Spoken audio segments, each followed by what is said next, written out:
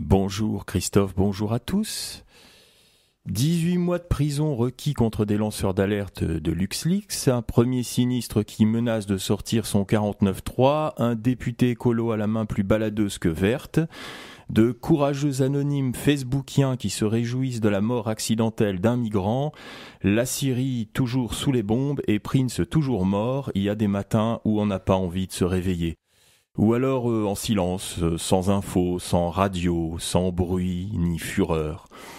Peut-être que ça irait mieux si on nous racontait une histoire, et même si, chers auditeurs, vous en avez pas envie, eh ben moi, je dégaine mon 104.3.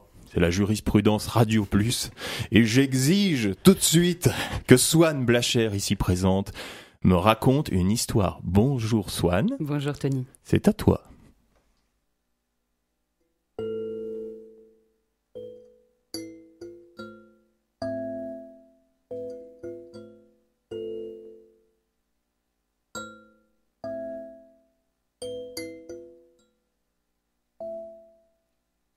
Ça s'est passé tout près de la mer. Il y avait un pêcheur qui vivait là, face à la mer, dans sa toute petite maison. Sa maison, c'est lui qui l'avait fabriquée tout seul. Même qu'il avait mis du temps, parce que Jean, c'est comme ça qu'il s'appelait. Jean, c'était pas un rapide, il n'était pas très costaud non plus. Sûr qu'il n'était pas bien beau non plus, mais ça c'était à cause du vent, du sel. C'était dur sa vie de pêcheur. En tout cas, ce qui était sûr, c'est qu'il n'était pas bien gros, parce que tout pêcheur qu'il était, Jean, il mangeait pas à sa faim. Non. Mais ça, je vais vous dire, c'était de la faute au nuage. Parce que lui, il était courageux. Tous les matins, il se levait de très bonne heure. Il tirait sa barque sur le sable, il prenait les rames, il prenait la mer, il prenait le large. Arrivé là, au large, il jetait ses filets. Et puis, une fois qu'il était là, dans sa barque, il était bien. Et avec le roulis, la barque tanguait. Et puis, il regardait là-haut les oiseaux, les nuages. Et raf! À chaque fois, il s'endormait. Et quand il dormait, il faisait un rêve, toujours le même. Il rêvait que sa barque était pleine de filets remplis de poissons. Oh, des tas de poissons, des petits, des gros, des plats, des dodus, des mérous, des morues, des merlans, des merlus, des sardines argentées, des carlettes ou carrés, des thons, des saumons, des tacos, des turbos et même des poissons-chats. Et puis à chaque fois, il se réveillait tout grelottant de froid parce que le soleil se couchait et que le vent du large lui tombait sur les épaules. Alors à chaque fois, il tirait ses filets et puis il n'y avait rien dedans. Alors à chaque fois, Jean reprenait les rames et le chemin de la petite baraque là sur la plage en se disant que ce soir encore, il dînerait d'une bonne soupe d'algues. C'était devenu sa spécialité. Au passage, je vais vous donner la recette de la soupe d'algues. C'est très simple. Une grande quantité d'eau dans une marmite, plaf, une poignée d'algues, plif, une pincée de sel et c'est tout. Alors sûr que ça nourrit pas son homme. Et quand il allait se coucher, Jean, bien souvent, il avait l'estomac qui se tordait, il avait faim. Alors il se promettait que le lendemain, ça se passerait pas comme ça. Oh non. Le lendemain, ses filets, il les surveillerait bien. Et le lendemain, plus décidé que jamais, il traînait sa barque sur le sable, il prenait ses rames, il prenait la mer, il prenait le large. Arrivé là, il jetait ses filets. Cette fois-ci, il ne les quitterait pas des yeux. Oh, un cormoran. Oh, des mouettes amoureuses là-haut. Oh, que c'était beau. Et raf! Et il s'endormait. Et là, il rêvait que ses filets débordaient de poissons, des petits, des gros, des plats, des dodus, des mérous, des morues, des merlans, des merlus, des sardines argentées, des belles raies, des tacos, des turbos, des saumons, et même... Mais ce jour-là, ce qui l'a réveillé, Jean, c'était pas le vent du large qui lui tombait sur les épaules. Ce qui l'a réveillé, c'était un bruit, là, à l'avant de la barque. Il a entendu quelque chose qui se faisait... Flaf. Hein? Il s'est redressé, il a tendu l'oreille. Flaf.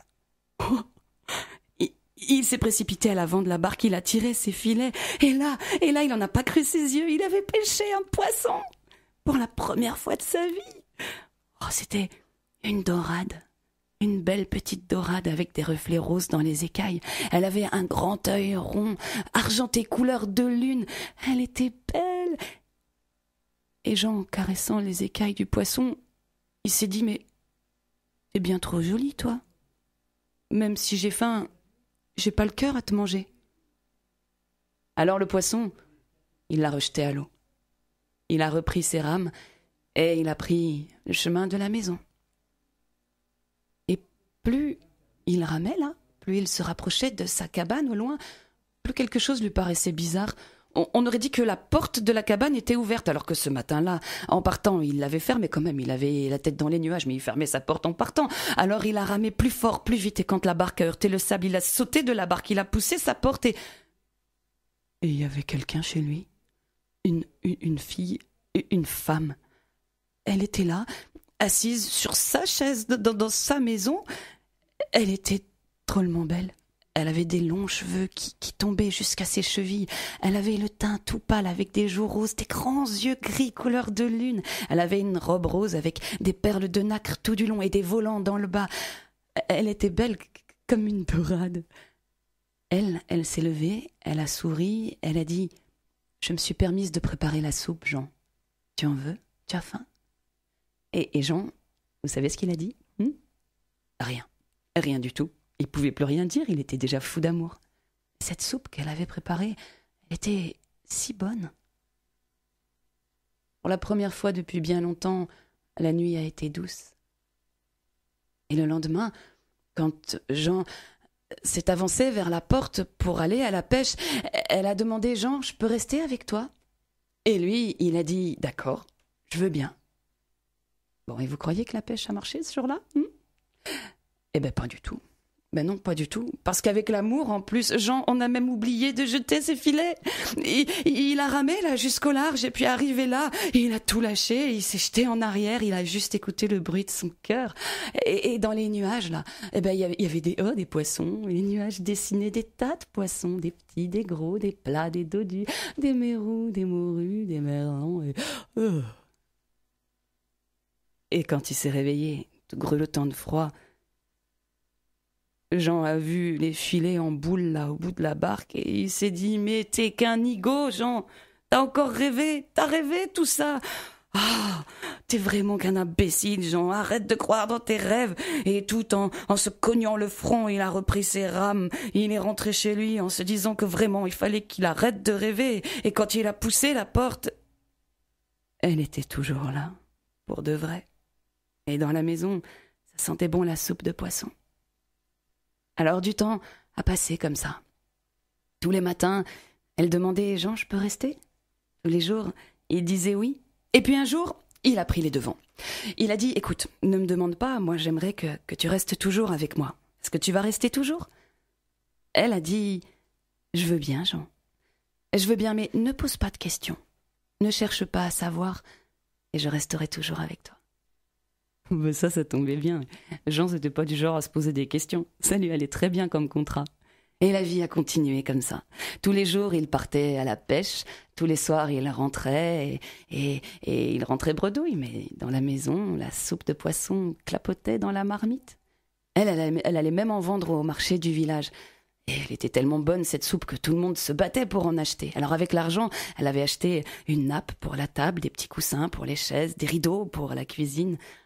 La maisonnette était devenue bien coquette, bien jolie. Peut-être que bientôt, ils seraient 3. Mais un matin, alors que Jean était là sur le point de prendre la mer, il y a 3 gars qui sont arrivés par la plage. Les gars du village. Ils ont dit à Jean « Dis donc, Jean, on voudrait te voir, on voudrait te causer. Nous autres au village, on se demande, c'est qui cette femme qui vit avec toi là ? Où est-ce que t'es allé la chercher, celle-là? Où est-ce que t'es allé la pêcher? Elle est pas du coin, elle est pas de chez nous, on l'a jamais vue. Et puis, dis donc, on se demande tous, là, les poissons qu'elle met dans sa soupe, où est-ce qu'elle les trouve? Parce que c'est pas toi qui les pêches, les poissons, Jean. On le sait, nous, que t'as jamais été fichu de ramener un poisson. Alors ta femme, c'est qui? Et c'est ce qu'on en pense, nous autres. On pense que ta femme, c'est une sorcière. Pas une femme que t'as ramenée chez toi, Jean, c'est le diable. Et Jean avait promis de ne pas poser de questions, avait promis de ne pas chercher à savoir. Il a commencé à se poser des questions. Le lendemain, il a fait comme tous les matins. Il a tiré sa barque sur le sable. Sur le pas de la porte, elle a dit « À ce soir, mon Jean !» « Oui, à ce soir. La porte s'est fermée. Vite, il a traîné sa barque sur le côté de la maison. Il l'a cachée avec du sable. Il a fait le tour de la maison et il a collé son œil contre la fenêtre de la cuisine, à l'endroit où le rideau laissait un petit jour. Il a attendu longtemps et il a vu. Il a vu sa femme entrer dans sa cuisine, ouvrir un placard et en sortir un tapis. Il n'avait jamais vu ce tapis. Elle a déroulé le tapis dans la cuisine. Oh, c'était un tapis magnifique. Un tapis brodé de 1000 et 1000 fils entrelacés. Un tapis aux reflets d'argent. Un tapis aux 1000 couleurs de l'océan. Elle a posé son pied sur le tapis. Le tapis a frissonné. Et il s'est mis à onduler, à clapoter. Et bientôt, le sol de la cuisine de Jean était recouvert des vagues de l'océan. Et il l'a vu retirer une à une les perles de nacre de sa longue robe rose, celle avec les volants dans le bas. Il l'a vu plonger dans l'eau. Et il a vu sa longue queue de poisson.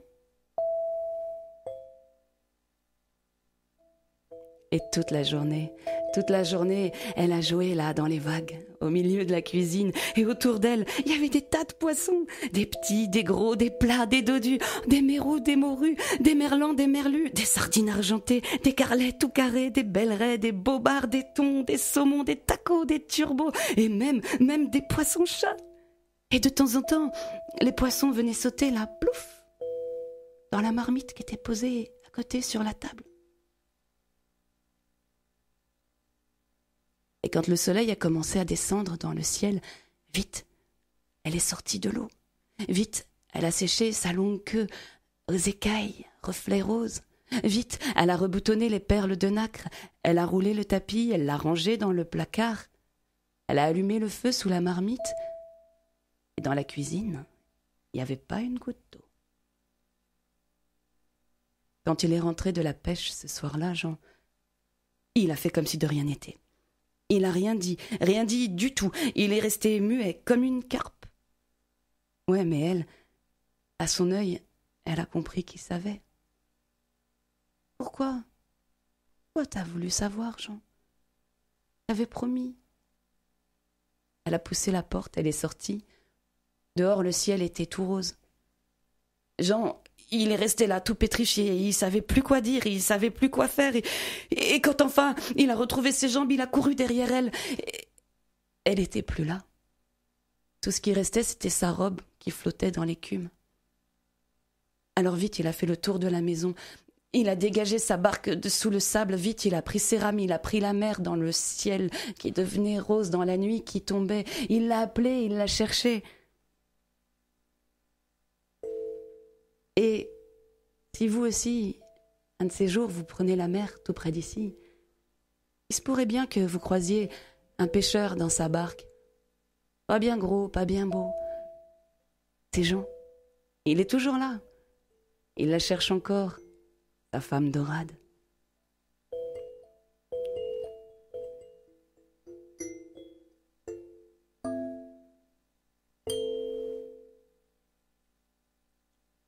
Merci Swan. Toi, en tant que qu'auditrice d'histoire, quelle est la première histoire qui t'a marqué? Peut-être celle qui t'a donné envie, ou en tout cas une histoire dont tu te souviens. Oh là là. Tu veux que je te dise? Ben, Alain Decaux qui raconte Champollion. Alain Decaux qui raconte Champollion l'Égyptien. J'étais toute gamine, je devais avoir 7 ou 8 ans. Et j'ai voyagé, c'était extraordinaire. Et je crois que c'est la première histoire qui m'a autant transportée. D'accord. D'Alain Decaux à la femme d'Orade aujourd'hui dans ses studios, ça fait quand même une trotte, oui. Hein, même si tu viens de fêter ton anniversaire et que tu étais encore jeune, donc oui, bon anniversaire. On te souhaite un bon anniversaire d'ailleurs. Merci. Voilà.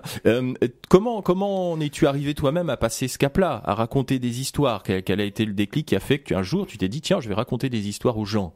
Eh ben tu vois le rapport entre Alain Decaux et les contes, au milieu, il y a l'étape Marco Polo, qui est aussi un personnage historique. Et c'est par Marco Polo que je suis rentrée dans les contes. Parce qu'en 2010, lors de l'expo Silk Gallery au Tripostal, il avait été fait commande à la compagnie du Tirlaine d'une série de contes autour de la route de la soie. Et Arnaud Van Lancker, directeur de la compagnie, m'avait dit, tiens, occupe-toi de ça, toi. Ça va te brancher. Et à l'époque, j'avais pas encore compté. Je lisais beaucoup de contes. J'étais très intéressée par les cultures du monde, etc. Mais là, je me suis dit, ah ouais, génial. Et du coup, j'ai fait, en quelques mois, j'ai dû monter 5 heures de répertoire, 10 séances, autour d'un fil conducteur qui était la véritable histoire de Marco Polo, et, que je ponctuais de contes, que je réadaptais pour les faire rentrer dans la géographie des pays qu'il a réellement traversés. Et c'est comme ça que je suis rentrée dans le conte, autour d'une vraie fausse biographie que j'avais romancée de Marco Polo, et qui me permettait de raconter des histoires du monde tout au long de son voyage. Et donc avant d'être conteuse, avant de t'attaquer à Marco Polo, quel a été ton parcours? Tu étais déjà dans le monde du spectacle ou pas du tout? Oui, j'ai commencé le théâtre au collège. J'ai découvert les planches à l'âge de 11 ans. Et puis je les ai plus quittées. J'ai passé un bac à 3. Je faisais partie d'une compagnie de théâtre amateur pendant longtemps, une compagnie avec laquelle j'ai fait des tournées en Pologne, etc. C'était vraiment chouette. Après, je me suis lancée dans des études de cinéma. Donc voilà, tout ça s'imbrique un petit peu parce que du conte au cinéma, c'est la même chose. Hein. Moi, je raconte pour faire des films, quoi. Je raconte pour donner des images, pour qu'on se promène dans du cinéma. Et puis, tout en faisant mes études de cinéma, je continue à faire de la mise en scène. J'ai commencé assez tôt à mettre en scène des spectacles avec des musiciens, des spectacles avec des chorales, des musiciens qui me demandaient de les mettre en scène, de les coacher, d'écrire des intermèdes. Voilà, j'étais pas proprement dit dans le milieu du théâtre, mais toujours un peu aux abords et toujours beaucoup avec des musiciens. Et de fil en aiguille, je me suis retrouvée à Lille, où j'ai rejoint la compagnie du Tirlaine, et pouf, je me suis retrouvée... Marco Polo, paf, direct. Paf, tac. Direct. Et comment ça s'est passé justement cette transition? Est-ce que tu as une formation particulière au conte, et est-ce que d'ailleurs tu continues de te former, et si oui, avec qui? Ça fait vraiment interrogatoire de police là. J'adore. Quelle heure et quel lieu? Est-ce que tu peux me donner? Et est-ce que tu as des témoins qui peuvent attester de ça? Ah oui, malheureusement. Eh ben, Marco Polo, ça a été le baptême du feu, puis je me suis bien rendu compte que je suis arrivée au conte par l'écriture, et quelque chose qui était somme toute assez figé. J'avais un petit peu peur d'improviser, je réécrivais toutes les histoires, mais j'étais quand même assez proche d'une source écrite. Et puis après ça, je me suis dit, bon, bah allez, ça me branche. En fait, je me suis rendu compte que c'est ce que j'avais toujours voulu faire, parce que quand tu racontes, t'es acteur, metteur en scène, t'es narrateur, tu fais, voilà. Mais je me suis dit, là, faut que j'aille voir quelqu'un qui pourrait m'apprendre les choses, et je suis allée voir Michel Hindenock. Voilà.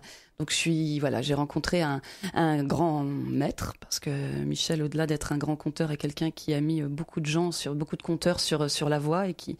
Voilà, donc j'ai fait plusieurs stages avec Michel. J'ai rencontré aussi, et je continue à aller en masterclass à Paris régulièrement.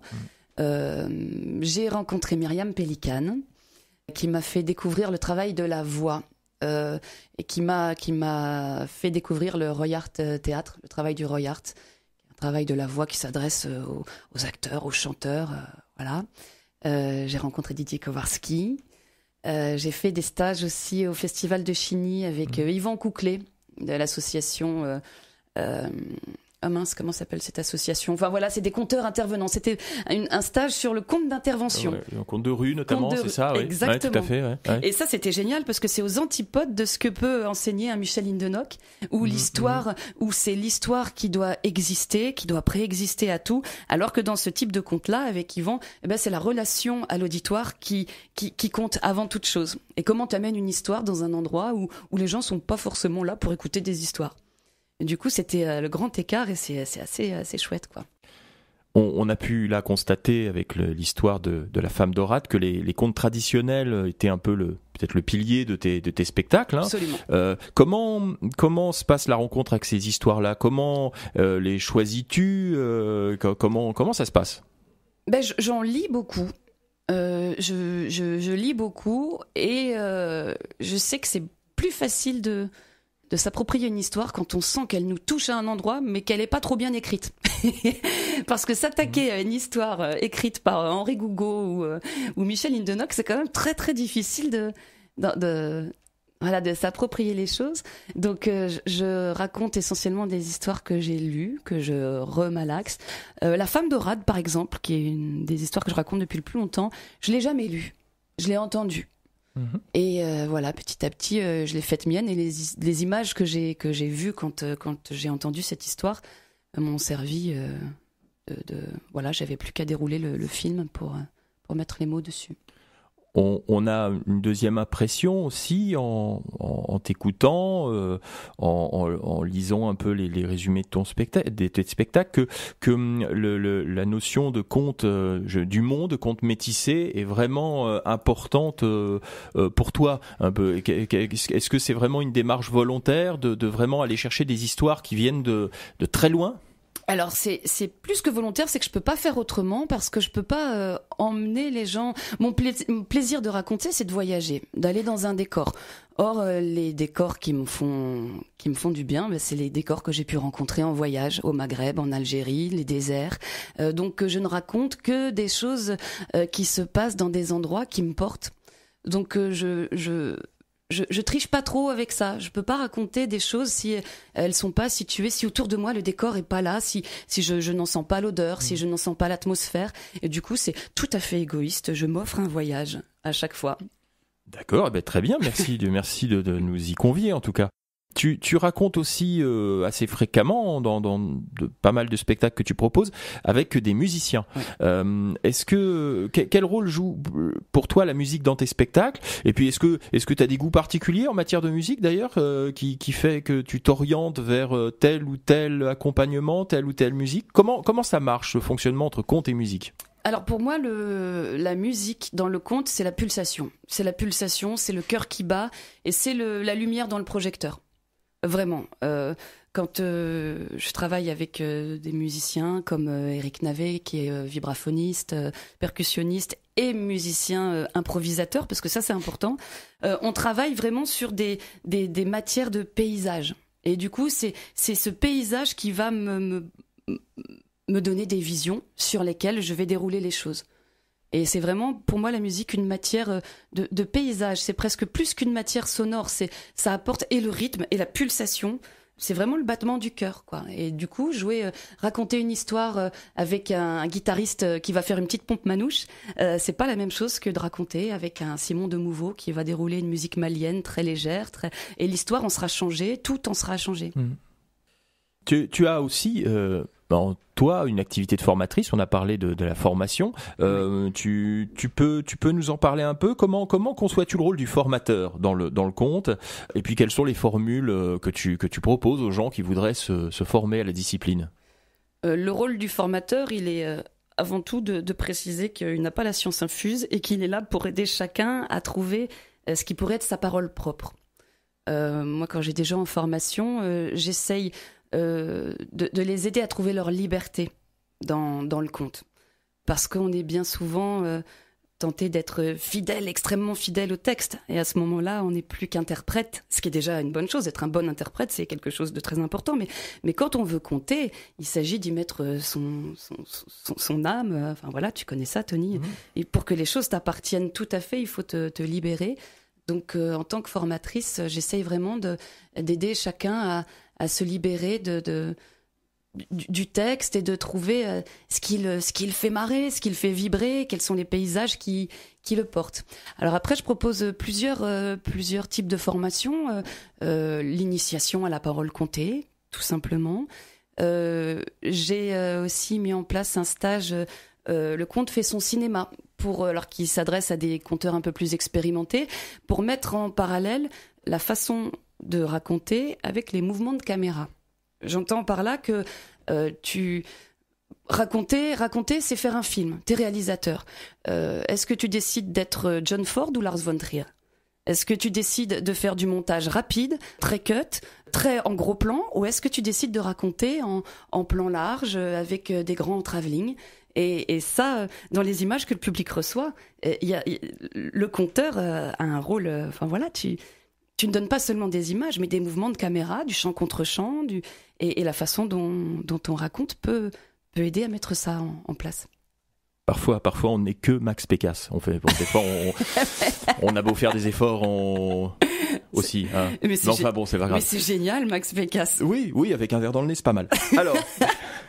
Où en étions-nous ? Oui, tu as aussi mené des activités, des projets dans le cadre pénitentiaire. Ouais. Là, c'est un autre champ d'intervention des conteurs qui sont des gens qui peuvent quand même rentrer presque partout avec leur comme seul instrument, la parole. Est-ce que tu peux nous parler de ces projets dans le cadre pénitentiaire, anciens et futurs peut-être ? Oui.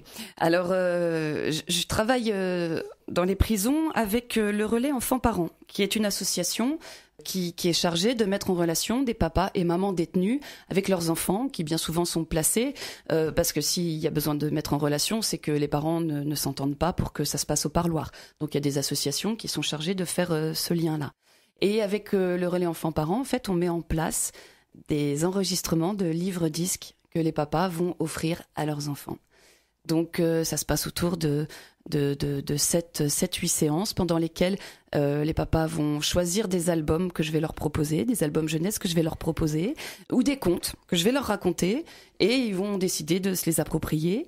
Et puis on va faire des jeux d'expression, parce qu'il s'agit aussi que eux en retirent quelque chose pour eux, que eux s'éclatent à faire du théâtre, eux essayent de se dépasser.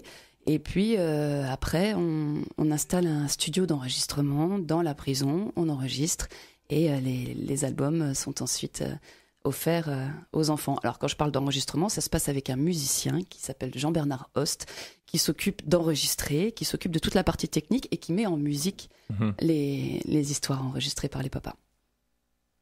Et donc, tu me parlais tout à l'heure hors antenne d'un projet en lien peut-être avec le milieu pénitentiaire ? Alors oui, en octobre, je vais rentrer en écriture sur un projet avec les archives départementales autour du point de vue d'une surveillante de prison.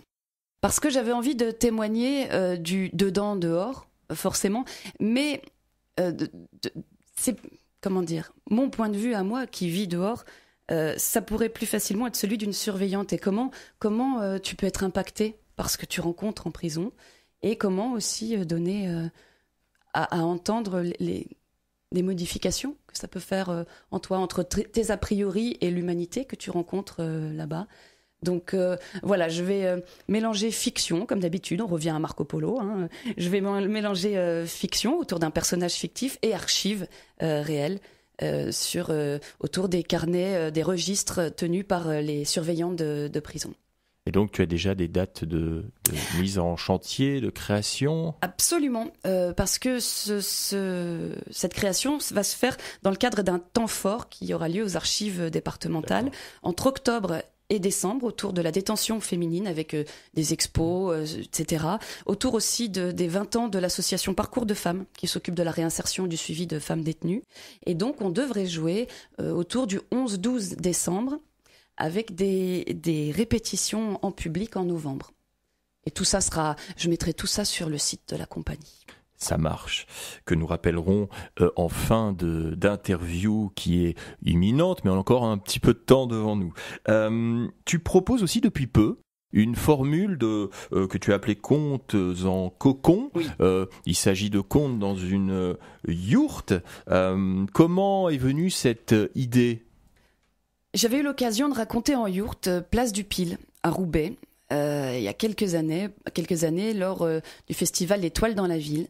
Et là, je voyais que tous les petits gamins des cités, ils tournaient autour de cette yourte, ce yaourt, comme ils l'appelaient. Madame, tu vas raconter dans le yaourt? Je disais oui. Mais t'éteins ton téléphone. Ouais, d'accord. Et je trouve que la yourte a ce truc qui nous transporte, qui nous fait voyager n'importe où. Voilà, t'as une yourte au bas d'un HLM, sur une place, tu rentres là-dedans, pouf, t'es en Asie centrale, t'es ailleurs. Et puis, il y a ce côté cocon, là, contenant. Quand on est dans la yourte, rien que de s'asseoir, là, il y a quelque chose qui nous pose, qui nous apaise, et on retrouve vraiment l'ambiance de la veillée. Il y a quelque chose, avant même que tu commences à raconter, il y a quelque chose qui fait que les gens sont bien. Il y a quelque chose, je sais pas, j'ai l'impression que c'est quelque chose de très ancien, quoi. Ça répond à un truc ancestral, d'être ensemble, assis en rond, là. Et du coup, j'ai eu très envie de poursuivre ça. Quand on a fait 3 jours notre carte blanche à Saint-Sauveur en décembre, on avait installé une yourte dans la grande halle B, une grande halle froide, bétonnée. Et quand on rentrait dans cette yourte, là, c'était magique. Il y avait des feuilles mortes, des odeurs, etc. Et du coup, j'ai juste eu envie de continuer ça avec Nomade, qui est donc l'asso qui s'occupe de ces yourtes. Et voilà, on a déjà joué à LM. On va continuer à Aire-sur-la-Lys en octobre. Et voilà, notre idée, c'est d'aller jouer, parce que la yourte, c'est une salle de spectacle que tu peux transporter partout. Avec ou sans électricité, tu poses ta yourte au milieu d'un champ, au pied d'un HLM. Et ben voilà, t'as une salle de spectacle. Eh bien, magnifique. Est-ce que, d'ailleurs, tu parlais là de l'opération qui a eu lieu cet hiver en décembre à Saint-Sauveur, qui s'appelait les Beaux Parleurs. Oui. Est-ce que c'est une opération qui va être renouvelée? Est-ce qu'elle va avoir un nouveau lieu? Est-ce que tu peux nous donner des scoops? Alors, peut-être pas en 2016, parce que à Saint-Sauveur, les places sont chères et tout le monde veut y jouer, mais très probablement 2017. D'accord. Voilà, c'est un scoop. J'ai vu aussi une chose qui m'a un peu surpris. Tu pourras peut-être nous en parler sur ton site internet. A priori, tu proposes un spectacle conférence sur la lumière au théâtre. Oui. Alors ça, par contre, ça m'a beaucoup intrigué. J'aimerais bien savoir de quoi il s'agit. Eh ben. C'est-à-dire que c'est pas avant, c'est pendant que je faisais de la mise en scène, etc. Moi, j'ai toujours voulu toucher à tout. Donc, j'ai fait de la régie lumière. Et pendant 10 ans, j'ai fait de la régie lumière. Et aujourd'hui, dans cette conférence, je m'amuse avec le public, avec les enfants, à raconter, donner quelques informations de base sur les projecteurs, sur leurs effets et comment la création lumière influe sur le spectacle, ce qu'on est en train de voir.